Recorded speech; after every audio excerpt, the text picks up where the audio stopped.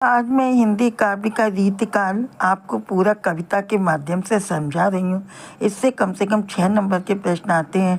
रीतकालीन कवि के 2 नाम लिखो, रीतकाल किसे कहते हैं, बिहारी ने गागर में सागर क्यों भर दिया, आदि आदि। अब देखिए इसके भक्ति युग के बाद जो आया वह रीतिकाल कहलाया। अलंकार श्रृंगार रस ने काव्य को खूब सजाया।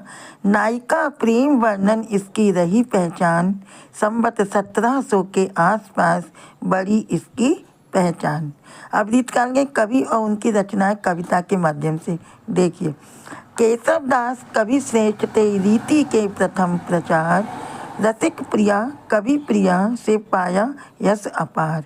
बिहारी के दोहे प्रसिद्ध सबके मन को भाए। बिहारी सतसई रचकर अमर कवि कहलाई। मती राम ने प्रेम रस में काव्य धारा बहाई। रसराज ललित ललाम से कीर्ति बहुत ही पाई। देव कवि ने अलंकारों से काव्य जगत सजाया। भाव विलास भवानी विलास से नाम कमाया। भूषण वीर रस के कवि थे, ओज भरी उनकी वाणी।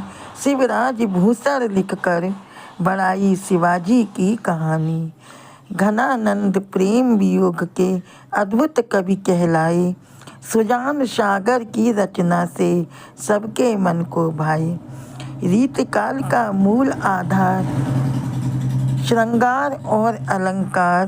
केशव बिहारी देव भूषण कवियों के कथा संसार। रीतकाल की यह गाथा याद रहे आसान। कवियों और रचनाओं की हो जाएगी पहचान।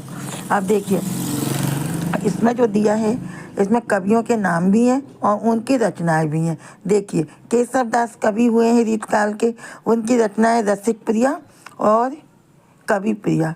बिहारी की एक बुक है बिहारी सतसई जिसमें 700 दोहे हैं। मती राम ने लिखा रसराज और ललित ललाम। देवराज की रचना है भाव विलास और भवानी विलास। भूषण कवि ने शिवराज भूषण एक ग्रंथ लिखा था जिसमें शिवाजी की पूरी कहानी थी। घनानंद ने सुजान सागर लिखी। तो ये इनकी रचना और ये 2 कवि और उनकी रचना लिखने को आएगी। आप इससे 6 नंबर के प्रश्न सरलता से याद कर सकते हैं। मैंने बहुत प्यारे अच्छे तरीके से आपको ये रीतकाल समझा दिया। ये क्वेश्चन आता है रीतकाल किसे कहते हैं, उसके कवियों के नाम लिखिए। तो रीतकाल का समय क्या है, इसमें समय भी बताया मैंने। संवत 1700 के आसपास इसका समय है। और मूल इसके कवि कौन कौन है, केशव दास, ये नीचे बता दिए कि मैंने केशव दास